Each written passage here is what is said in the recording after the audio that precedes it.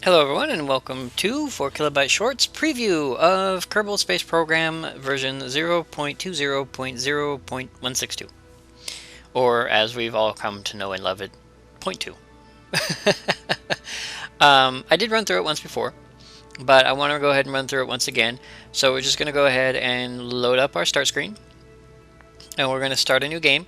And you will notice that they've actually added lots of little bug fixes and stuff, but what I'm going to be concentrating on right here is the stuff they've added that change gameplay, I guess you could say. So the first thing that you've noticed is when you start a new game, you have a flag. Now these are pre-built flags. They're flags that are already in the game, but flags, like everything else, can easily be modded. So you can basically draw out or import your own flag design and use that instead of any one of these, which is great. I guess we'll go with this orbit one, which looks kind of cool. Might stand out a little bit. You can also change this. This is not a permanent selection. Inside the VAB, you can change this if you want to, which is nice. So don't be sitting here going, oh my god, what if I can't change it? You can, no worries. So we'll just go 4 kilobyte short and we'll start. Now, if you notice, they added that little loading blip there. I'm not a big fan of it, mostly because it has some issues while loading with transparencies, so it kind of flickers, and I'm not a huge fan of that, but I do like how they're going in that direction so you know when things are loading. Speaking of loading, they did say that the introductory loading screen will load the game faster. I do see that it loads, like it shows you more of what it's loading, like it's actually loading. It's like I'm loading this, I'm loading this, I'm loading this, so it gives you more of a list of what it's loading, but I'm not 100% sure if it's faster. It just looks faster. So I don't know. They still haven't optimized yet, so that's fine, but they're trying their best, which is great, so I'm not going to complain. And of course, in our outside area here, you do see that we have our flag, so it shows you the flag that you have in the game, whichever one you chose. Now, to start off, let's go ahead and go to the plane hangar. Yeah, see, so if you can see these see-through here, these little texture glitches, I'm not sure why that does that, but it does. Alright, so this is all stock parts, just so everybody knows. So now, one of the cool things they did with the VAB is that you no longer have to start with a command module. You can if you want to, of course, absolutely. You can start with a command module if you want, but what you can do is you can take the command module. Oh, what's that? What's that? Now, of course, I can't move my camera anymore, but what you can do is instead you can go with, like, I want to use this. Boom. That's your first part instead. So now you can actually have your first part be something other than a command module. So if you want to build a test item or a test build or test something else, or if you want to build an item that maybe another item sits on, or I don't know, just for any reason they give you that flexibility. So now you no longer have to use a command module or a command pod or a brain to build an object, and whatever part you put in first will of course be the centerpiece. Now, along with that, if you notice the buttons have changed, they now kind of stand out, and there's a reason for that. So if we put this away, some of these buttons get sunk in and grayed out, and the reason why is if you look down there at the bottom of the little text thing, it says cannot be the first part on a vessel. Same here, cannot be the first part on a vessel. So if you mod things, if you build in the game and whatnot, some parts cannot be the first parts on a vessel.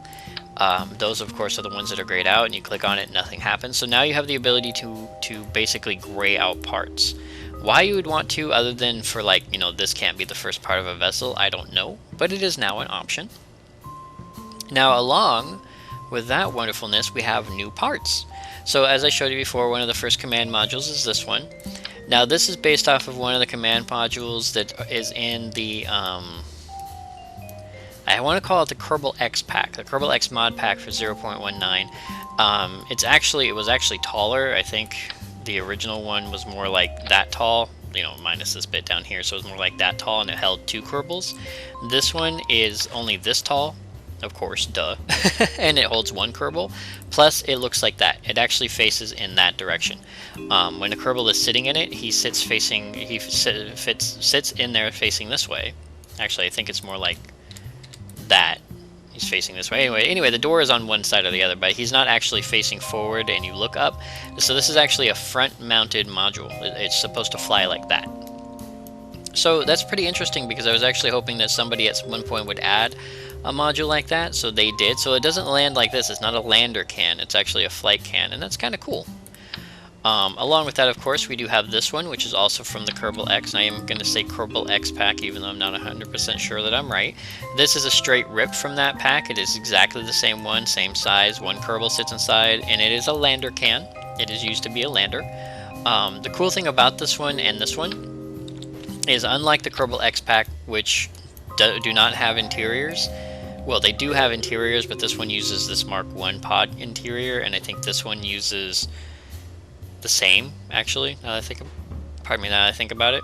No, I think this one uses like the Mark 1, apparently Mark 1-2 command pod interior. But anyway, these ones have their own unique interior now.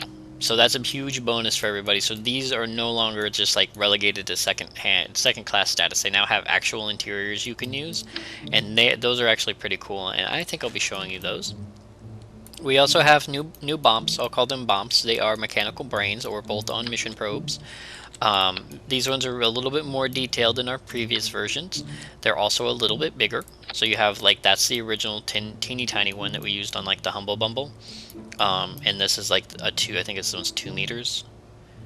Actually, it doesn't say its size, does it? Anyway, so this one's like 2 meters, and then this one's like 1 meter. So you no longer have to download the bumps if you don't want to. You still can, but you know, you have these now if you care to. Also, for those of you who are wondering, if you do start a build without a command pod like so, and you don't put a command pod on, you get a warning like this. Warning, this vessel has no remote controlled or manned modules. It won't be controllable. And you can launch it anyway if you want to. So they do give you that warning, so you don't have to worry about that, which is great. And then, of course, as I said, up here in the corner, you can change your flag. Now, in the changelog, they said that you could basically slap your flag on an item. See, so you can change the mission flag here once you have an item loaded. It said you can actually like slap your flag onto. Can I? Well, now the thing's all messed up. Okay, yeah, it said you can put the flag on here, like you can actually stamp it on your ship, like a decal. But I don't see how to do that, and I don't think there's a part to do that. And so if there is, I must be missing it. Oh, yeah, the new Clampatron. Okay, so yeah, so they said there was a way to do that. I don't know how. Somebody will have to look up the how on that one. I do not know how, but they said you could basically decal your ship with your flag, which is kind of cool. Then, of course, we have this. Now, for those of you who don't know what this is an external, and it's weirded out here, this is an external Kerbal seat. Now, just so you know, and I've done this, you cannot launch a ship with an external Kerbal seat. It is considered pilotless. This is not a mechanical brain, and it is not a place for a Kerbal to launch from. It is actually only a place for a Kerbal to sit. So you'd have to launch an actual pod with a Kerbal in it. And then the Kerbal would have to get out of the pod and then walk over to the seat. It's really easy to use, and I think we'll put together a ship really quick here in a minute, and I'll show you how to use it, because it's really fun. Well, I guess it's really fun. Along with that, as I said before, I guess we're going to need a pod, so we'll use the Kerbal can. Now, I don't know if the Kerbal can has an interior, honestly. They said they were going to add one. I don't know if it was in 0.20 that they were going to add one. The HSC was an invention of necessity. How do we store 4 Kerbals in orbit? On orbit? I think it's in orbit, without any real provisions for return. Who needed this remains a mystery, so as do with his motivation. So, yeah, I'm not sure if this has an interior yet. Maybe it does, maybe it doesn't. I didn't bother to check last time. But since we're over in this area, there's some new items, including this, the Clampatron Senior docking port. The Clampatron Senior is a result of intense and costly development to answer the problem of how to make docking connections more sturdy. Thanks to the brilliant suggestion of the staff janitor, why don't you make them bigger? The public can now enjoy the sheer thrill of docking enormous objects in space. So, wow. So there is a ginormous Clampatron for you. So, yeah, so we now have, apparently that is something that you can do wrong. So yeah, apparently we now have 3 meter, I'm not sure if this is 2 or 3 meters. Anyway, very large Clampatrons now. Well, that's kind of cool. So now you can Clampatron like big orange tanks together if you're one of those crazy people who uses massive amounts of orange tanks. Entertaining, if nothing else, right? And apparently they come with ladders too. That's kind of cool that they come with ladders like that. At least I assume those are ladders. That's what they seem to be. Anyway. So yeah, we have these gigantic Clampatrons now, which is totally cool. We'll take those off. And then we have these. Ruggedized vehicular wheels. So we have new wheels. And just for funsies, we will do that. Yeah. So now we have these new wheels. They're a lot more like what you'd figure, you know, rubberized wheels would be. When I tried them before, they were kind of wigging out on me, but I think that was because I designed a very bad Rover. So what I think we're going to do, is we're going to design a new Rover. Now I don't have any of my mod parts. And because I don't have any of my mod parts, I'm going to find it difficult to build a good Rover. But let's go ahead and use a single pod, and I'll show you the single pod. I'm going to leave some of this a mystery. So this capsule was designed for lightweight, non-atmospheric landers and seats a single occupant. Features a novel full-body crumple zone technology. Okay. And then the PPD-12 was developed to provide a high visibility control room for orbital stations and a place for thoughtful Kerbals to contemplate the beauty of the cosmos. So, you know, just for fun. We'll go ahead and do this, and that'll give us a Kerbal, which we'll start with, I suppose, and then we can, do a plate perhaps, maybe? I don't know if the wheels will fit on the plate, but but we'll give it a shot. We'll see what we can see. Who knows? We might find out that it works better than other things do. All right, what do we got? Like that? Oh, that's got to be upside down, maybe. I don't even know. Like, yeah, check it. Okay, and then we will put a couple of solar panels on here just for fun, just to make sure it works. And I suppose we could put a battery on it, but that's not really important.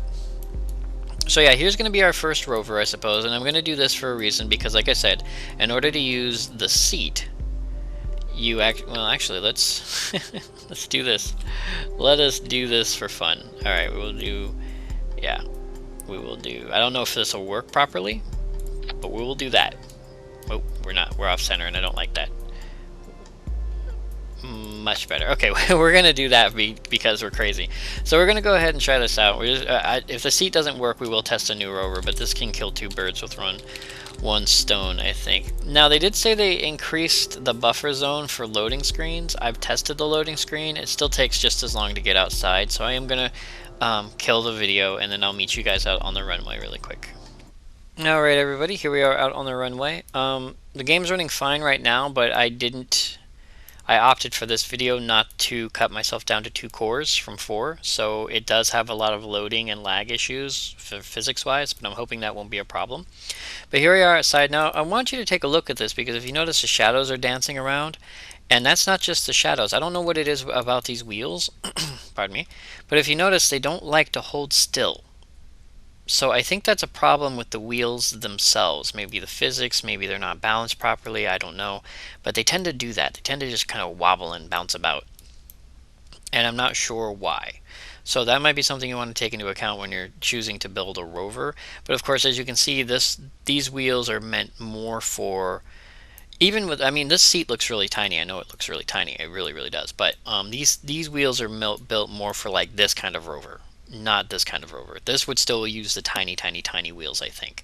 So these are like a cross between the big wheels, like the big wheels, and the little brown rubber air wheels, because these ones are just slightly larger than those. And then we have Jebediah, and what we'll do is we'll IVA with Jebediah, and I love this cockpit. Look at this cockpit. So you have, this is the front cockpit now, where, you know, the little cap is, and then you have all your fun stuff around you. You have a pre-flight checklist, which unfortunately, even at this resolution, is very, very hard to read. You have a sticky note here that says, reminder, close the hatch. Okay. And I can't read the bottom part because it's bent up. And then you have your nav ball, your speed indicator, and what's really cool is over here you actually have your vertical speed, your, I think this is your north-south indicator, your atmosphere indicator, and your radar altitude up to 3,000. And then on the left it says, software glitch, update before flight, don't forget. Alright, so that's us, Jebediah, we need to update before flight. So this is actually a really wicked cockpit if you take a look, and it would be really great for a Rover. And as a matter of fact, let's go ahead and tap our brakes a little bit, and we will just mosey forward. So yeah, if you were to build a decent Rover, not this kind of Rover, but a decent Rover with this cockpit, it would not be a bad cockpit to use. It's actually not bad at all. But I know what you guys really, really, really want to see, so we will go ahead and do that. And you could probably, without this plate down here, you could probably almost land with this thing without even having to exit the cockpit. You could do that. And my brakes aren't working. Yeah, see the wheels, to the point where they wobble so much, to the point where they'll actually make you start moving unless you hold your brakes. And then when you hold your brakes, you'll wobble up some more. So I'm not sure what's up with that. That's just the way the wheels work. I'm just thinking that they're kind of. Oh, nope. Sorry, that was my bad. IVA Jebediah. Okay, EVA Jebediah. There we go. I thought I hit EVA the first time. All right, so we'll see if we can get up here. I hope we can. All right, we can't. That's an issue. But what's great about that is hopefully we're tall enough. I hope we're tall enough. Are we tall enough, Jeb? Where what you do is you actually just right click on the device if you're close enough. We might not be close enough. I don't think we are. Oh, come on, Jeb. Jeb, come on. And yep. Oh, we're too tall, are we, Jeb? Oop. Sorry, Jeb. Hup, hup. Let's see if we can do this crazy like. Oh, I clotheslined him. Okay, so it looks like we're not tall enough, but all you have to do is just right click on it and you can board that way. But it looks like we may not be able to do that. Can we? Am I good enough to? No. Okay. Yeah. So whoa, it's way too tall. Ah, get out from under there, Jeb, before you die. Okay, so we'll build a proper rover then for this. And actually, while we're standing out here, let's go ahead and get Jebediah. Oh, he can run if his pack's off. Let's go ahead and get Jebediah off the runway, and we'll just build a proper teeny tiny rover for Jebediah really quick, so that he can show you how that fun little seat works, because I know that's something you guys really want to check out. And we will do that really quick. So let me go ahead and cancel the other flight, I suppose, and then we'll get a rover out here really quick. So I'll see you guys then. Alright everybody, here we are outside with a teeny tiny rover, which I have once again built backwards for some reason. I always tend to build them backwards when I'm building them quickly. We seem to have lost Jebediah, as you can see, but if you watch, and I don't know why the game does this, this is something new. If you look around, Jebediah is missing. But if we switch vehicles, he's like sunk under the dirt. It's a loading issue. Don't know what causes it. Happened once before. So if you lose a vehicle like that, as long as you don't get the warning that says like something's missing or something's still on the runway, you should be absolutely fine. But I don't trust this thing to fall off the runway, so we're going to go over here. And if you notice, the seat looks really, really tiny. It really does. It looks teeny, teeny, tiny. But as a matter of fact, it's not. So what you do is you right-click the command seat and you hit board, which of course zooms you way out. But once you hit board, you have this. Now, of course, Jebediah is fat. so the whole thing's kind of moving forward. Now from here you can still use your WASD keys to move like you're supposed to. I of course have moved mine to IKJL, but if you notice, actually, why aren't we moving, Jebediah? Are you too fat? Anyway, if you notice, like my left, when I hit left, my light turns on, and the reason for that is because although Jebediah's controls have been dismantled and turned off, his lights still work. So if you have a rover without lights, you can use Jebediah's or whoever's helmet lights, which is actually really nice that they were able to do that. The only thing you have to worry about, well, yeah, so you also have your actual lights, which is here, U for lights, and then if you hit R for RCS, you have your ship RCS. So I think they left the lights like that on purpose. But for whatever reason, and I'm not entirely sure why, Jebediah is currently incapable of moving this thing, and I think it's because he's too fat. Honestly, it might be these wheels might actually not be able to work because he's too fat. Are you too fat, Jebediah? Did you make the wheels break? Let's go ahead and get off this thing. And to get off, you just right-click whoever's on it, and you hit leave seat. And I think, okay, Jeb, how's that? Now will it work now? Did I break it? What has happened? I don't understand.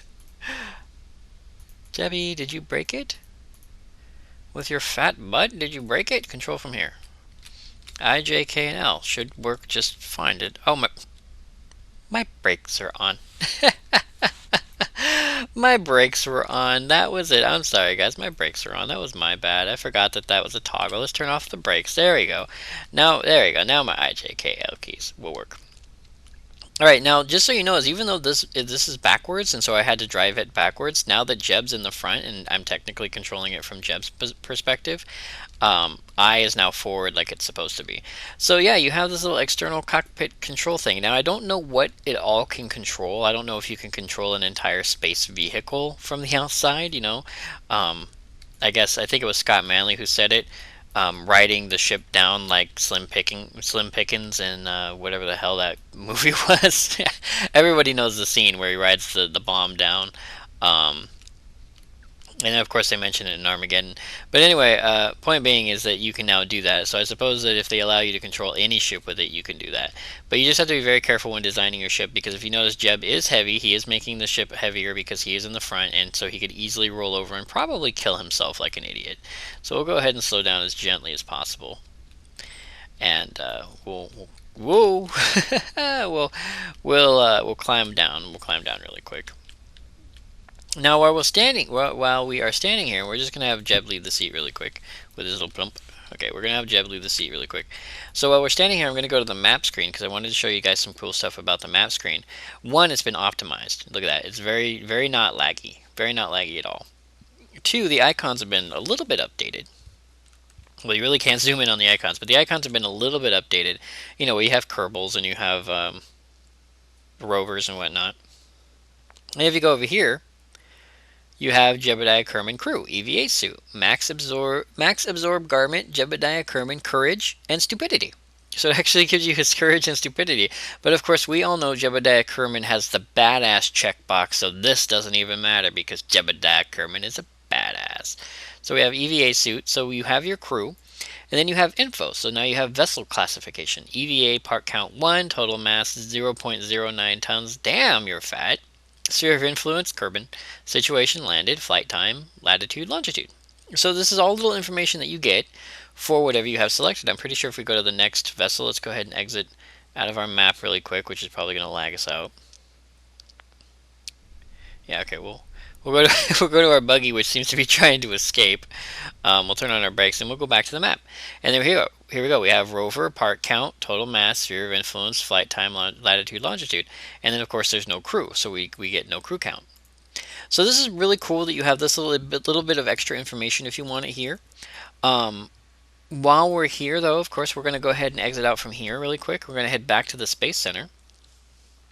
Yeah, as I said, I'm not a big fan of that loading screen because of that flickery bit. But that also updated the tracking station a little bit, and we'll take a look here. If you guys remember, so now our year and our day is more like a time clock rather than just a time that's up there. So we have our year and our day in real time up here. And then if you look up here, if you guys remember the haystack mod, where you could like select different things, this is sort of like the haystack mod in the fact that now you can say, well, how many rovers do I have? Oh, I have one rover. How many Kerbals do I have? I have one Kerbal. How many flags? Bases, stations, ships, landers, probes, and debris. You can even count your debris, and I'm pretty sure if you can count your debris, you can cancel your debris. I don't know yet. We'll probably have to crash something at one point and find out, which would be great. So now you can actually select these items, which helps you if you have a crap ton of stuff out there. Once again, over here we have some stuff, and the stuff we have is info. So we have info on Kerbin, and if we click on the moon, which is really fast, by the way, if you notice, it's just zoop right out there. Now we have info on the moon, and we go, what, Lathe and Tylo? We can go out to Lathe and Tylo if we want. We have Ike and Duna, so we can zoop right out to Duna. Look how fast that is. It just zooms us right in.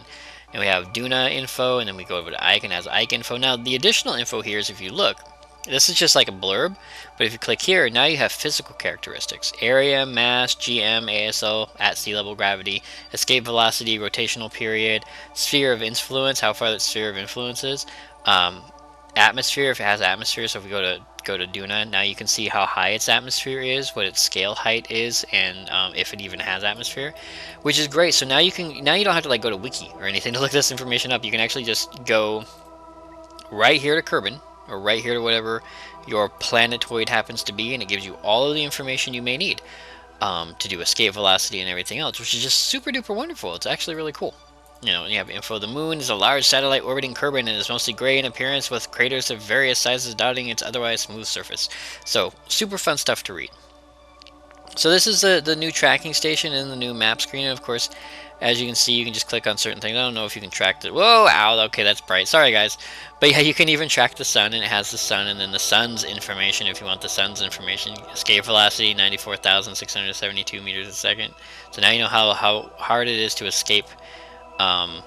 Sphere of influence is infinity, which will probably change if they ever add a different solar system, which would be a wonderful day, I think, if they ever add another solar system to try to get to. But so there's that, and there's some fun stuff. And while we're out here, let's go ahead and actually I should have done it while we were over here. My bad. Let's go ahead and grab Jebediah because I think there's one last thing I want to show everybody before we call this a moment. I guess before we call it a complete preview. Yeah, see, I'm not a big fan of the loading screens. It takes quite some time to load. That will, of course, be fixed when, well, that is fixed when I cut myself down to 2 cores rather than 4, so that's my fault, and I do apologize for that. Should just cut this whole thing out, but I won't. We'll leave it in. So yeah, this is why I skip loading times for you guys, just in case you're wondering. Okay, now there was one more thing I wanted to show everybody, and we're going to have some physics issue for a minute while it loads and catches up. Yeah, this is so much faster when I cut down to 2 cores. I don't know why that is, but it is super duper fast. And I guess in order to do this, we can leave the runway. So let's go ahead. Come on, Jeb. We'll leave the runway. It's gonna. Whoa, Jeb, you okay, buddy? You gonna be okay? Okay. I don't know why I was wigging out, but he was. Yeah. So see, the physics engine is actually still calculating because it's having a hard time using all 4 of my cores, and then now it's finally caught up. So now it actually works. I'm not entirely sure why, but that won't be an issue. All right. So this is actually one thing I wanted to show you guys, and I'm sure that you were super excited about. If you wish to plant a flag. You right click. Now you have, instead of just pack fuel, you now have plant flag 1. And what the 1 means is you have 1 flag. You have 1 flag. Jebediah Kerman has 1 flag. I don't know if anyone else has like 2, 3, 4, if you can get more, but they have 1 flag. And when you plant it, you're done. That flag is gone. Even if you pick up that flag after you plant it, you cannot replant the flag. It's gone. So you have to be very cautious about that. So you just plant your flag, and Jeb will do his little animation for planting the flag. Dunk. And there it is. There's our flag. Now what you can do is once that happens, you see this where it says name site. So you can name your site. And we will call this Kerbal Space Command because that's where we are. But you can name it anything you want. You can call it Jebediah Ridge or whatever. And then you have a plaque text. And we'll go in the memory of all those who gave their lives in the pursuit of larger explosions. And you hit OK. Now you think, okay, so now I have a flag. What do I do with it? Well, if you click the flag, right click the flag, you can take it down if you want to. You can take it down, but you don't have to. But you also have read plaque. In the memory of all those, I guess I could say for the memory. Anyway, in the memory of all those who have gave their lives in the pursuit of larger explosions. So now you have this little plaque that actually has what you wrote down. So, the plaque on Kerbal Space Command reads. So you actually have a plaque that you can put on a place that you landed. So if you land somewhere awesome and you're like, this is the coolest landing ever, or if you lose a bunch of guys and you have like 1 guy left and he's running out of oxygen, you can be like, oh, this is my last message, ugh, or whatever. You can actually write that down, and it'll be engraved on a little plaque for you, which is great. Now, as I said, if you wanted to, you can right click and you can take down the flag, but Jebediah can't put the flag back up. It's gone. You can go to your map screen and the flag will show up as a selectable item. It'll also show up, I don't know for sure, but I think it'll also show up as an item like if the rover is really far away, it says rover at 2.x kilometers. So flags can also act as beacons. So if you have a place where you want to be like, this is Moonbase 1 flag, bloop, your flag then becomes your beacon point, and so you can land things around that flag. Which is kind of cool, considering, you don't have to like leave a ship there or leave a Kerbal there or whatever. You can actually have a flag there so you can land on that flag again if you want to. And I'm sure lots of people will come out with awesome flags like American flags and all the country flags and everything if they, or some kind of Kerbal, a Kerbal Space Command flag, although they already have one. But, I think the devs should make like a contest where you make like the Kerbal country or the Kerbal world flag, which would be kind of cool. But anyway, so that's most of the new game. As I said, there were some bug fixes, mostly with staging and everything else. Wow, did that get more detailed? Cool. Wow, I can zoom way in. Can I zoom inside your body there, Jebediah? Anyway, so they fixed a lot of bugs, they fixed a lot of stuff. Check out the changelog for all the backlog stuff, but this is the main visual stuff that they added. I just wanted to give you guys a heads up that Kerbal Space Program, Kerbal Space Adventures will not be moved to Kerbal Space Program 0.20, at least not right now during this current session, because it doesn't add anything to what this current season is doing. but and it would probably cause a lot of my mods to no longer function. And because of that, it won't be moved forward. But I did want to give you guys a preview. I did want to show you that I did look at it. I have kind of fiddled with it. It does look like a lot of fun. It does give us tons more options and new ships to build and new crazy crap to pull off if we're insane. And because of that, it's going to be so much fun, especially once the mods get updated. But for now, Kerbal Space Adventures will remain in 0.19. Look forward to seeing it in 0.20 in the future, absolutely. And we're going to go ahead and end the video here, I think. So once again, I would like to thank you all for joining me, 4KB Short, and our lovely test pilot, Jebediah Kerman, on this preview of Kerbal Space Program 0.20. And I will see you next video.